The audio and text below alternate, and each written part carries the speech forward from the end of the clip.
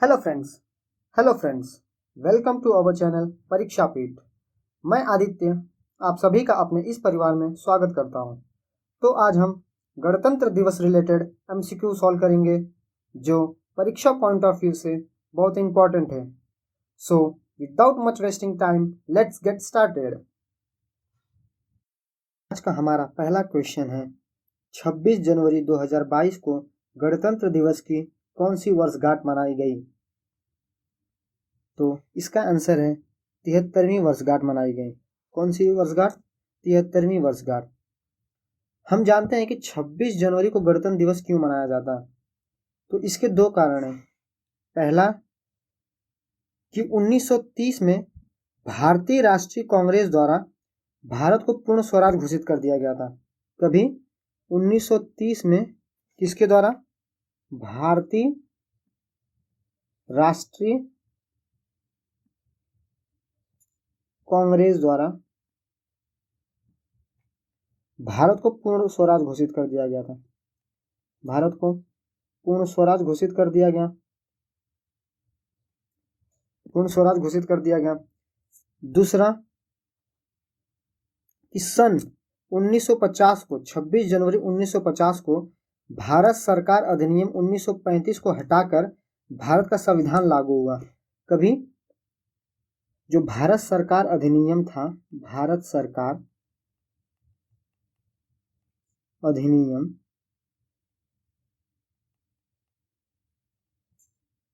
1935, जब हमारा संविधान लागू नहीं हुआ था उसके पहले भारत सरकार अधिनियम के तहत हमारा देश चलता था। जब संविधान लागू हो गया तो इसको हटा दिया गया। तो हमारा संविधान लागू कभी हुआ? 26 जनवरी 1950 को। तो आप बोलेंगे क्या हमारा संविधान 26 जनवरी 1950 को बना था?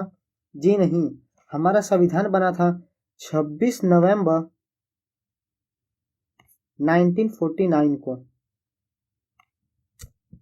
इसको 26 नवंबर 1949 को लागू न करके 26 जनवरी 1950 को लागू किया गया। क्योंकि अगर 26 जनवरी को अपना संविधान लागू कर देते हैं तो जो 1930 में जो भारतीय राष्ट्रीय कांग्रेस ने जो भारत को पूर्ण स्वराज का दर्जा दिया था, तब से उन लोग अपना झंडा फहराते आ रहे थे। अगर 26 नवंबर को संविधान लागू हो जाता तो संविधान लागू होने के बाद संविधान सर्वोच्च हो जाता। यानी जो हम लोग 1930 में मना रहे थे, जो हमारे राष्ट्रीय कांग्रेस द्वारा मनाया जा रहा था, फिर यहाँ पे आके वो खत्म हो जाता, उसकी इम्पोर्टेंस कम हो जाते हैं। जिसके कारण क्या किया गया कि 26 नवंबर को उसको लागू न करके 2 महीने उसको पोस्टपोन करके 26 जनवरी 1950 को लागू किया गया। जिसके कारण ही 26 जनवरी को गणतंत्र दिवस के रूप में मनाया जाता है। सो बढ़ते हैं हम अपने नेक्स्ट क्वेश्चन पे। क्वेश्चन नंबर 2, इस गणतंत्र दिवस हमारे मुख्य अतिथि के रूप में कौन आया था? इसका आंसर है कोई नहीं। मध्य एशियाई देश आने वाले थे बट कोरोना की वजह से नहीं आ पाए। तो क्या 2020 में या 2021 में कोई आया था? 2021 में भी कोई नहीं आया। और 2020 में ब्राजील के प्रेसिडेंट, कहाँ के? ब्राजील प्रेसिडेंट जैर बोल्सोनारो आए थे। कौन आया था? Jair Bolsonaro. और सन 2019 में कौन आया था? सन 2019 में साउथ अफ्रीका के क्राइल रामाफोसा जी आए थे। कौन आया था? क्राइल रामाफोसा जी आए थे। और आपसे पूछ ले कि गणतंत्र दिवस पहली बार कब मनाया गया? तो पहली बार इसे मनाया गया 26 जनवरी 1950 को। और इस दिन हमारे मुख्य अतिथि के रूप में इंडोनेशिया के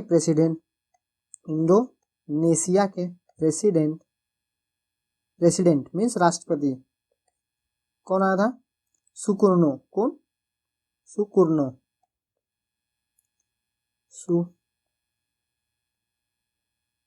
सुकुर्नो साहब आया था। ठीक है, तो बढ़ते हैं हम अपने नेक्स्ट क्वेश्चन नंबर 3 की तरफ। क्वेश्चन नंबर 3 है कि जनगण मन को राष्ट्रगान के रूप में कब स्वीकार किया गया। इसका आंसर है 24 जनवरी 1947 को। कभी 24 जनवरी 1947 को। जो जनगण मनगढ़ है ये हमारा क्या है, राष्ट्रगान है। क्या है, राष्ट्रगान। इसके रचयिता थे, इस राष्ट्रगान के रचयिता कौन है, रविंद्रनाथ टैगोर जी। कौन है, रविंद्रनाथ टैगोर जी। जनगण मनगढ़ को सर्वप्रथम कहां प्रकाशित किया गया था, क्या आपको पता है? नहीं तो मैं बताता हूं। जनगण मनगढ़ को सर्वप्रथम तत्वबोधिनी पत्रिका, किसमें, तत्वबोधिनी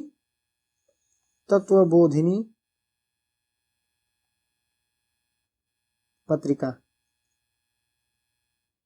ये किसकी पत्रिका है, ये है देवेंद्रनाथ ठाकुर की। किसकी, देवेंद्रनाथ ठाकुर। ये कौन है, ये रविंद्रनाथ ठाकुर के पिताजी हैं, इनके फादर है। सन 1913 में तत्वबोधिनी पत्रिका में सबसे पहले इसको प्रकाशित किया गया था। इस समय इसका शीर्षक क्या था, इसका शीर्षक था भारत भाग्य विधाता। भारत भाग्य विधाता। एक मजे की बात बताता हूं कि रविंद्रनाथ टैगोर नहीं, रविंद्रनाथ ठाकुर थे। ये टैगोर कैसे बने, क्योंकि जब ब्रिटिश राज थी तो उनको हिंदी प्रॉपर नहीं आती थी, तो वो ठाकुर को ठाकुर ठाकुर टैगोर टैगोर टैगोर टैगोर टैगोर, तो ऐसे ही करते करते ठाकुर को टैगोर में कन्वर्ट कर दिया। इसके लिए रविंद्रनाथ ठाकुर को रविंद्रनाथ टैगोर बोलते हैं। ठीक है। और नेक्स्ट, और इसी का जनगण मनगढ़ का इंग्लिश वर्जन, इसका इंग्लिश वर्जन में किसने अनुवाद किया, इसका इंग्लिश में किसने अनुवाद किया, इंग्लिश में इसका अनुवाद भी रविंद्रनाथ टैगोर द्वारा हुआ। रविंद्रनाथ टैगोर द्वारा हुआ। लेकिन इसका शीर्षक क्या रखा गया, इसका शीर्षक रखा गया the morning song of India. The morning song of India. Okay. तो बढ़ते हैं हम अपने नेक्स्ट क्वेश्चन नंबर 4। गौधन न्याय योजना किस राज्य की झांकी में दर्शाया गया। तो यह छत्तीसगढ़ की झांकी में दर्शाया गया। गौधन न्याय योजना क्या है, गौधन न्याय योजना छत्तीसगढ़ के सीएम भूपेश बघेल द्वारा स्टार्ट किया गया था। किसके द्वारा, भूपेश बघेल द्वारा। इसमें था क्या, इसमें यह था कि गोबर, जो गाय भैंस के गोबर होते हैं, उसको 2 रुपया प्रति केजी, सॉरी कितना, 2 रुपया प्रति केजी लेते हैं और उसका उन लोग जैविक खाद बनाते हैं। किसका, क्या बनाते हैं, जैविक खाद बनाते हैं। ठीक है। और उत्तर प्रदेश की झांकी में क्या था, उत्तर प्रदेश की झांकी में था बनारस के घाटों का नजारा प्लस काशी विश्वनाथ की नगरी, बाबा काशी विश्वनाथ की नगरी की परंपरा, कला और संस्कृति के बारे में दर्शाया गया था। कहाँ पे, उत्तर प्रदेश की झांकी में। ठीक है। तो बढ़ते हैं हम अपने नेक्स्ट क्वेश्चन नंबर 5 की तरफ कि राष्ट्रीय ध्वज का सफेद रंग किसका प्रतीक है। पहले तो हम बना लेते हैं राष्ट्रीय ध्वज अपना। ये हमारा राष्ट्रीय ध्वज है, मान लीजिए डायग्राम सही नहीं है, फिर भी ये हो गई तिलियां। इसमें सबसे ऊपर का रंग होता है केसरी। क्या होता है, केसरी। बीच वाला व्हाइट और लास्ट वाला हरा, ग्रीन। केसरी किसका प्रतीक होता है, केसरी होता है साहस और वीरता का। किसका, साहस और वीरता का। और व्हाइट शांति और सत्य का। और हरा रंग विकास और उर्वरता का। बेसिकली हरा रंग हरियाली का प्रतीक है, जैसे उर्वरता है, तो उर्वरता किसमें होती है? खेती में होती है। खेती में जब उर्वरता पड़ती है तो खेत हरे भरे होते हैं, जिसके कारण ही हरा रंग हरियाली का या विकास और उर्वरता का प्रतीक है।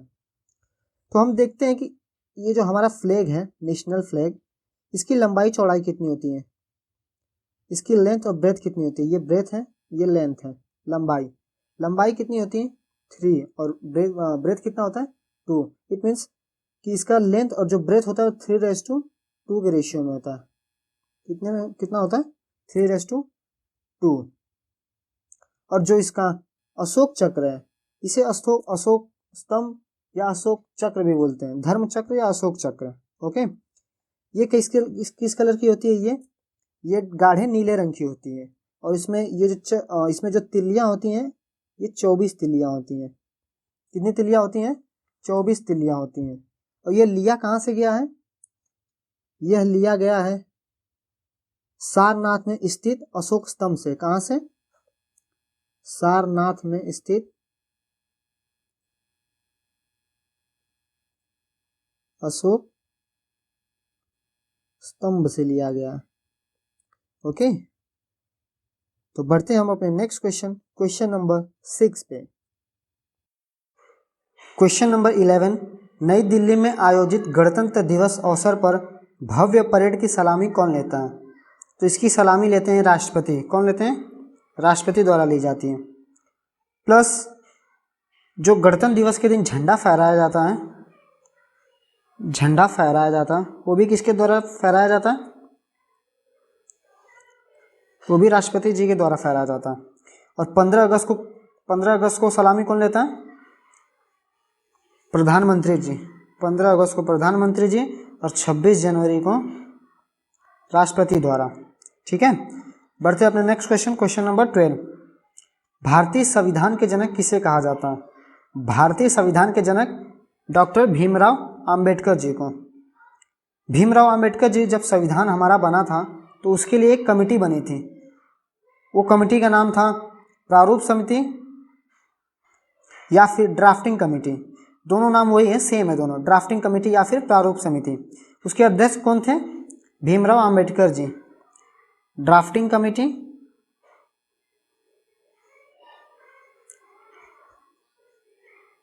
या फिर इसे ही बोलते प्रारूप समिति, इसके अध्यक्ष भीमराव अंबेडकर जी थे। ड्राफ्टिंग कमेटी बनी किस लिए थी? ये कमेटी बनी थी संविधान को कंप्लीट करने के लिए, संविधान को बनाने के लिए इस कमेटी को बनाया गया था, गठित किया गया था। ठीक है, बढ़ते अपने नेक्स्ट क्वेश्चन नंबर 13, भारत का प्रथम चीफ ऑफ डिफेंस स्टाफ किसे नियुक्त किया गया था? तो ये हमारे चीफ ऑफ डिफेंस स्टाफ थे बिपिन रावत। करंट में हमारा चीफ ऑफ डिफेंस कौन है? मनोज मुकुंद नरवणे जी हैं। कौन है? मनोज मुकुंद नरवणे जी हैं। ये क्या है? ये थल सेना अध्यक्ष हैं, हमारे थल सेना अध्यक्ष हैं, और इन्हें फिलहाल सीडीएस का अतिरिक्त प्रभार दिया गया। ठीक है, और हमारे एयर चीफ मार्शल कौन है? एयर के अध्यक्ष कौन है? एयर के अध्यक्ष हैं एयर चीफ मार्शल विवेक राम चौधरी जी। कौन है? चौधरी जी। इसके पहले कौन थे? इसके पहले थे RKS भदौरिया। RKS भदौरिया। ठीक है, और हमारे नेवी के अध्यक्ष कौन है? हमारे नेवी के अध्यक्ष हैं एडमिरल हरि कुमार। कौन है? हरि कुमार जी। ठीक है, तो बढ़ते हम अपने next question number 14। Question number 14 है, राष्ट्रीय ध्वज को आम लोगों को फहराने की अनुमति कब मिली? तो इसका आंसर है 26 जनवरी 2002 को। कभी? 26 जनवरी 2002। और 26 जनवरी 2002 को ही 26 जनवरी 2002 को ही भारतीय ध्वज संहिता लागू हुआ। क्या लागू हुआ? भारतीय ध्वज संहिता 2002। इस संहिता के तहत हमें भारतीय ध्वज को फहराने और प्रयोग करने के निर्देश दिए गए थे। क्या करने के निर्देश दिए गए थे? पहला है फहराने और प्रयोग करने के निर्देश दिए गए थे उसमें। और सेकंड है भारतीय ध्वज संहिता के ही तहत नागरिकों को यह अधिकार मिला कि वो भारतीय ध्वज को फहरा सकते हैं। वो कभी भी अपने घरों, कार्यालयों और कारखानों पर भारतीय ध्वज को फहरा सकते हैं। कहाँ कहाँ? घरों, कार्यालयों और कारखानों फहरा सकते हैं। यह अधिकार कभी मिला? 26 जनवरी 2002 को भारतीय ध्वज संहिता द्वारा। ठीक है, तो बढ़ते हैं अपने next question, question number 15। Question number 15, पहला गणतंत्र दिवस समारोह कहाँ आयोजित किया गया था? तो यह आयोजित किया गया था एविन स्टेडियम। ये कहाँ पे है? दिल्ली में। कहाँ पे है? दिल्ली में। इसका प्रेजेंट नाम क्या है? National stadium. क्या है? National stadium. इसी को बोला जाता है मेजर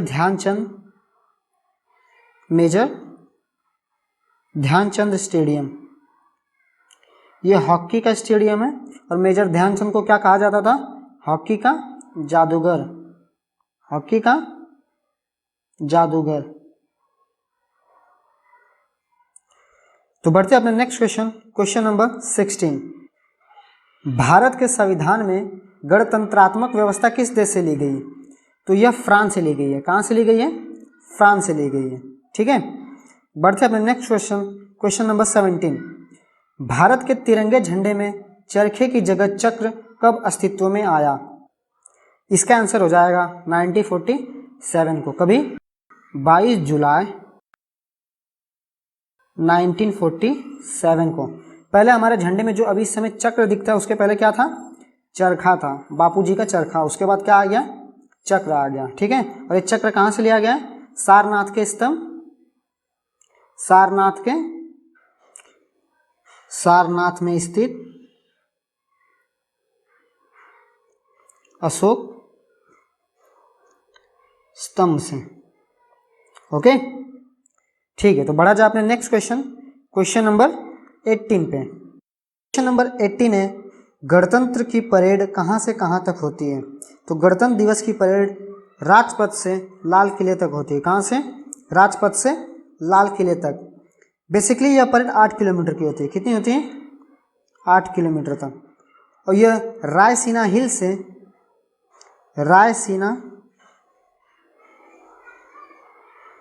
से शुरू होता है और राजपथ इंडिया गेट से गुजरती हुई लाल किले पर जाके खत्म हो जाते हैं। कहाँ पे? लाल किले पर जाके खत्म हो जाते हैं। यहाँ से स्टार्ट होता है और यहाँ पे जाके एंड हो जाता है। ठीक है, तो बढ़ते हैं अपने next question, question number 19। Question number 19 क्या है? एक ध्वज ना सिर्फ हमारी स्वतंत्रता बल्कि सभी लोगों की स्वतंत्रता का प्रतीक होता है। इस वाक्य को किसने कहा? इस वाक्य को जवाहरलाल नेहरू ने कहा। ठीक है, किसने कहा? जवाहरलाल नेहरू ने। तो बढ़ते अपने नेक्स्ट क्वेश्चन, क्वेश्चन नंबर 20। राष्ट्रीय झंडा दिवस कब मनाया जाता है? कभी मनाया जाता है? 22 जुलाई को, क्योंकि 22 जुलाई 1947 को राष्ट्रीय ध्वज तिरंगे को संविधान सभा द्वारा अपनाया गया था। ठीक है, इस दिन संविधान सभा द्वारा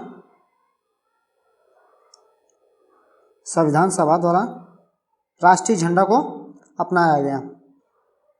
और जो भारत का संविधान है ये 2 भाषाओं में है। कौन से? इंग्लिश और हिंदी। किसमें? इंग्लिश और हिंदी में। बेसिकली स्टार्टिंग में इंग्लिश में ही लिखा गया था, बाद में इसको प्रेसिडेंट के अंडर में, निगरानी में, हिंदी में इसको कन्वर्ट किया गया। ठीक है, और फिलहाल वक्त में जो संविधान सभा की जो संविधान सभा द्वारा जो बुक लिखी गई थी संविधान की, उसकी प्रतियां कहाँ पे हैं? तो संविधान की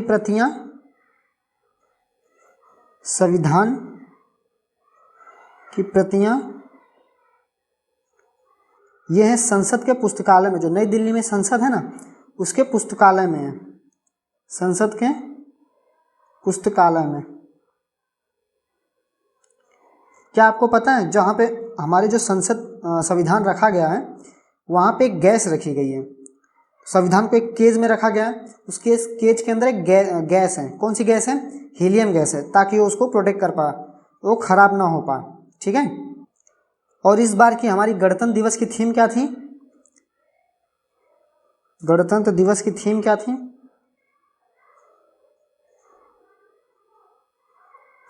इसकी थीम थी इंडिया @75, क्योंकि हम लोग क्या मना रहे थे इस बार? 75वीं अमृत महोत्सव, जिसकी वजह से इसका थीम क्या रखा गया? इंडिया @75। तो यहाँ पे हमारा 26 जनवरी रिलेटेड इंपॉर्टेंट MCQs खत्म होते हैं। सो अगर आपको वीडियो पसंद आया हो तो आप वीडियो को लाइक कीजिए, सब्सक्राइब कीजिए और इसे अपने दोस्तों में शेयर कीजिए। Thank you.